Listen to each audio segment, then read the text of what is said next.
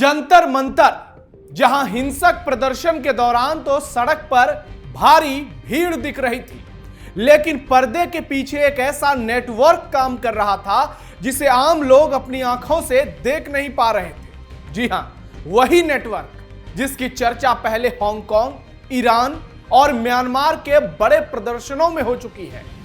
बिना इंटरनेट, बिना SIM card, बिना किसी डिजिटल रिकॉर्ड के मैसेजों को वायरल करना, यानी एक और जंतर मंतर प्रदर्शन का ईरानी हांगकांग लिंक, और दूसरी तरफ खालिस्तानी आतंकी गुरपतवंत सिंह पन्नू का वायरल वीडियो जिसमें तिलचट्टों को वो दिल्ली में तबाही मचाने के लिए करोड़ों का ऑफर कर रहा है। क्या ये महज दावे हैं या फिर दावों के पीछे असली कहानी है? और यही दिल्ली पुलिस की जांच में कॉकरोच जनता पार्टी प्रोटेस्ट की असली टर्निंग पॉइंट साबित होगी। नमस्कार, टर्निंग पॉइंट देख रहे हैं आप, मैं हूं नवेंदु और आज के इस वीडियो में आपको बताऊंगा उस दावे के बारे में जिसने पूरे देश को हिलाकर रख दिया है। कॉकरोच जनता पार्टी के प्रोटेस्ट के लेकर बड़ा खुलासा हुआ है और कहा जा रहा है, दावा किया जा रहा है कि इसके तार ईरान, हांगकांग तक जुड़े हुए हैं। जंतर मंतर हिंसा पर फिर बड़ा खुलासा, पाकिस्तान के बाद ईरान हांगकांग कनेक्शन का दावा, दिल्ली पुलिस का ताबड़तोड़ एक्शन जारी, पन्नू गैंग एक्सपोज, दीपके की गिरफ्तारी तय। दिल्ली में तिलचट्टों के समर्थन में जुटे प्रदर्शनकारियों ने पुलिस से आपस की बात छिपाने के लिए एक नई टेक्नोलॉजी का उपयोग किया। ऐसे बड़े दावे किए जा रहे हैं। इस टेक्नोलॉजी के बूते ही दिल्ली पुलिस ये ट्रेस नहीं कर पाई कि आखिर प्रदर्शनकारियों के बीच क्या बात हो रही है। ना ही पुलिस को यह अंदाजा था कि कितनी संख्या में प्रदर्शनकारी आने वाले हैं। इससे पहले ईरान, म्यांमार और हांगकांग में होने वाले बड़े प्रदर्शन में भी इस टेक्नोलॉजी का इस्तेमाल हो चुका है, जिसमें फोन पर आपस में बातचीत के लिए ना ही सिम की जरूरत होती है और ना ही इंटरनेट की। जंतर मंतर और उसके आसपास प्रदर्शनकारियों द्वारा अपनाई गई यह टेक्नोलॉजी फोसम के तौर पर जानी जाती है। FOSAM यानी forward secret messaging in ad hoc network या मेश मैसेजिंग नेटवर्क इसे कहते हैं, जो ब्लूटूथ से संदेश को एक फोन से दूसरे फोन तक पहुंचाता है। इसके लिए बिटचैट और ब्रायर जैसे ऐप्स होते हैं। इनमें लॉगिन के लिए फोन नंबर, ईमेल तक की जरूरत नहीं होती है। यह बिना सिम कार्ड और नेटवर्क के ही काम करते हैं। इंटरनेट बंद, कोई फर्क नहीं पड़ेगा, क्योंकि मैसेज सीधे एक फोन से दूसरे फोन पर भेजे जाते हैं। इसलिए इनका कोई डिजिटल रिकॉर्ड बनता ही नहीं। पुलिस के हाथ जो सबूत लगे हैं उनमें इस नेटवर्क के इस्तेमाल होने की पुष्टि की जा रही है, ऐसा दावा किया जा रहा है। अगर पुष्टि हो गई तब तो फिर बवाल मच जाएगा। पुलिस लगातार एक्शन ले रही है। AI जनरेटेड इमेज और वीडियोस के जरिए एक एक गुंडों तक, मवालियों तक, मक्कारों तक पहुंचने की कोशिश कर रही है, जिसने दिल्ली को हिंसा की आड़ में झोंकने की पूरी ताकत उसके लिए लगा दी। कैसे काम करती है फोसम तकनीक? देश में अगर पुलिस को कहीं भी हालात बिगड़ने की आशंका लगती है तो वो उस रेडियंस में फोन पर होने वाली चैट को ट्रेस करती है। इसके लिए पुलिस इंटरनेट सेवा प्रदान करने वाली कंपनियों, टेलीकॉम नेटवर्क से डेटा हासिल करती है। हालांकि मैसेजिंग नेटवर्क पर काम करने वाली एप्स कोई नेटवर्क यूज ही नहीं करती। ये ब्लूटूथ टू ब्लूटूथ कनेक्ट होती है, इसलिए इनका कोई रिकॉर्ड ही नहीं होता। इसलिए पुलिस के पास जो भी साधन है वो ऐसे नेटवर्क को पकड़ने के लिए काफी साबित नहीं होते।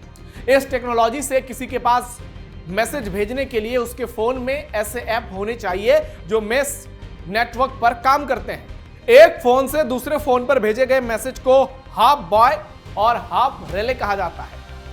मैसेज एक डिवाइस से दूसरी ओर और फिर दूसरी से तीसरी और तीसरी से चौथी डिवाइस पर अपने आप पहुंच जाता है। यानी एक बार कारवां शुरू हुआ तो मंजिल तक पहुंच जाता है। बार बार इसे भेजने का, फॉरवर्ड करने की जरूरत पड़ती ही नहीं है। इस नेटवर्क में जितने ज्यादा लोग होंगे, संदेश उतनी दूर तक पहुंच जाएगी। गूगल प्ले स्टोर पर इस तरह की कई ऐप्स मौजूद हैं जो दावा करती है कि यूजर का डेटा तीसरे सोर्स तक पहुंचेगा ही नहीं। खास बात यह है कि अगर पुलिस किसी एक फोन को जब्त कर ले तब भी उसे यह पता नहीं चलेगा कि असल में यह मैसेज आया कहां से था और गया कहां तक, या कितने लोगों ने इसे पढ़ा TOI ने बिना नाम प्रकाशित किए साइबर सेल के एक अधिकारी के हवाले से लिखा है कि ये ऑफलाइन ऐप्स होने की वजह से ऐसे मैसेजों का पता नहीं चलता। मैसेज इंक्रिप्टेड होता है जो एक कतार में आगे बढ़ता जाता है और फोन ही अस्थायी राउटर का काम करता है। यानी देखिए, ये तकनीक, ये विकास है, ये तो विनाश नजर आ रहा है। और अब दिल्ली पुलिस एक एक चीज पर बारीकी से जांच कर रही है। ईरान हांगकांग से फोसम तकनीक वायरल। दुनिया भर में जितनी भी जांच एजेंसियां हैं वो इस टेक्नोलॉजी से जूझ रही हैं। इससे पहले हांगकांग और ईरान में बड़े पैमाने पर हुए प्रदर्शनों के दौरान भी इस टेक्नोलॉजी का इस्तेमाल किया जा चुका है। टेक जनरल आर्काइव में प्रकाशित एक रिसर्च के मुताबिक हांगकांग और ईरान में इस टेक्नोलॉजी का इस्तेमाल हुआ था।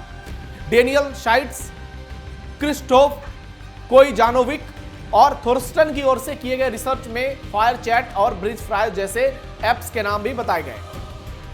रिसर्च में मैश नेटवर्क से भेजे गए संदेशों का सक्सेस रेट 92 से 99% तक बताया गया। हांगकांग में 2019 में व्यापक तौर पर प्रदर्शन हुए थे।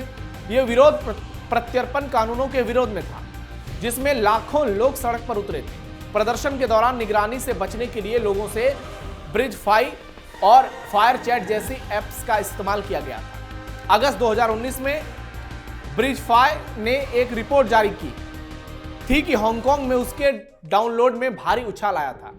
इसी तरह ईरान में भी एडहॉक आधारित इन्हीं एप्स का उपयोग इंटरनेट प्रतिबंधों के दौरान संचालन के लिए किया गया था। रॉयटर्स ने 2021 में एक रिपोर्ट जारी की थी जिसमें बताया गया था कि म्यांमार में भी प्रदर्शन के दौरान ऐप का प्रयोग धड़ल्ले से किया गया था। जब पूरी दुनिया में हो रहा है और भारत में इतनी बड़ी साजिशें चल रही है, विदेशी नेटवर्क सामने आ रहा है, पाकिस्तान, बांग्लादेश, नेपाल, चीन, ये यूरोपियन कंट्री, अमेरिका तक एक्साइटेड है भारत में आंदोलन कराने के लिए, तो फिर इस एप्स का आना क्या बड़ी बात है। फोसम मैसेज ट्रैक करना क्यों मुश्किल? मैश नेटवर्क सामान्य प्लेटफॉर्म से इतर कोई डिजिटल फुटप्रिंट नहीं छोड़ते, यानी बाद में पहचान करना काफी मुश्किल हो जाएगा। सिर्फ डिवाइस पर भी इनके निशान मिल सकते हैं। डेटा सीधे एक मोबाइल से दूसरे मोबाइल तक जाता है। अगर इंटरनेट बंद है और जैमर सिर्फ नेटवर्क को प्रभावित कर रहा है, तब भी ये एप्स 2.4 GHz रेडियो बैंड का उपयोग कर मैसेज प्रसारित कर देते हैं। एप्स में रजिस्ट्रेशन के लिए किसी तरह की पहचान की जरूरत नहीं होती और ना ही सिम कार्ड या ईमेल अकाउंट चाहिए होता है। ब्लूटूथ के सिग्नेचर भी लगातार बदलते रहते हैं, जिससे किसी विशेष डिवाइस की लोकेशन हिस्ट्री को ट्रैक करना या उसका नक्शा तैयार करना बेहद कठिन हो जाता है। जंतर मंतर प्रदर्शन का विदेशी लिंक एक्सपोज। जंतर मंतर पर जो प्रदर्शन हुआ उसका विदेशी लिंक बहुत जल्दी एक्सपोज हो जाएगा। बीजेपी सांसद निशिकांत दुबे ने खालिस्तानी आतंकी गुरपतवंत सिंह पन्नू के एक वायरल वीडियो को लेकर कांग्रेस नेता राहुल गांधी पर सीधा हमला बोला।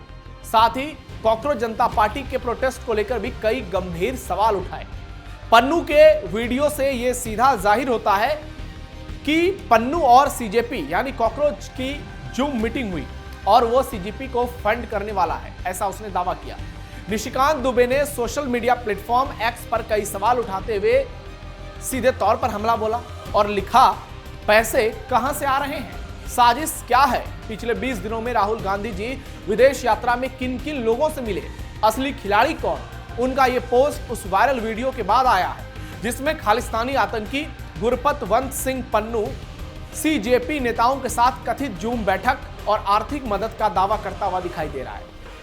और अभी तो इस वीडियो की पूरी तरह से पुष्टि नहीं हो पाई है, लेकिन आगे चलकर जब खुलासे होंगे तो बहुत सारी जानकारियां सामने आएंगी। लेकिन वायरल वीडियो में पन्नू दावा करता है कि उसकी कॉकरोचों के साथ जूम बैठक हुई थी।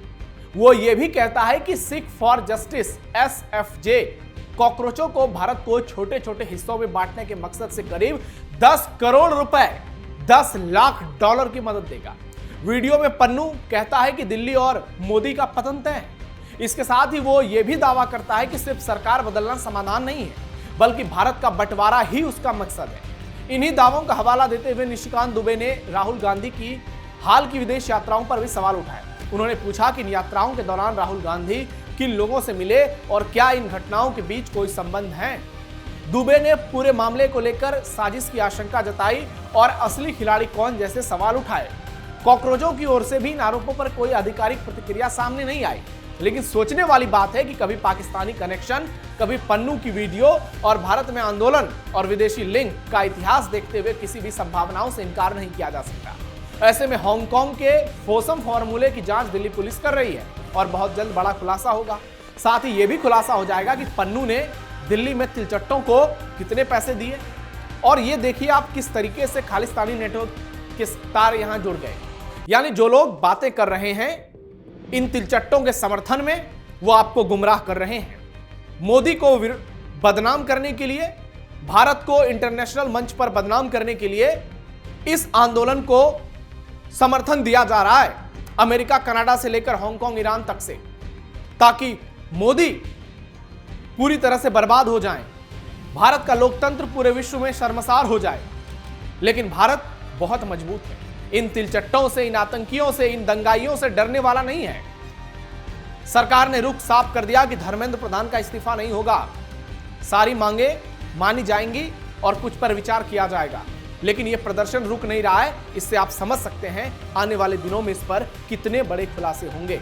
और अगर यह ईरानी और हांगकांग कनेक्शन वाला बात सही साबित हो गया तो फिर अभिजीत दीपके का क्या हाल होगा वो आप समझ सकते हैं। अब आपको क्या लगता है, आपकी क्या राय है, कमेंट बॉक्स में जरूर बताइए। हमारे इस वीडियो को लाइक कीजिए, शेयर कीजिए। फिलहाल के लिए इतना ही, धन्यवाद।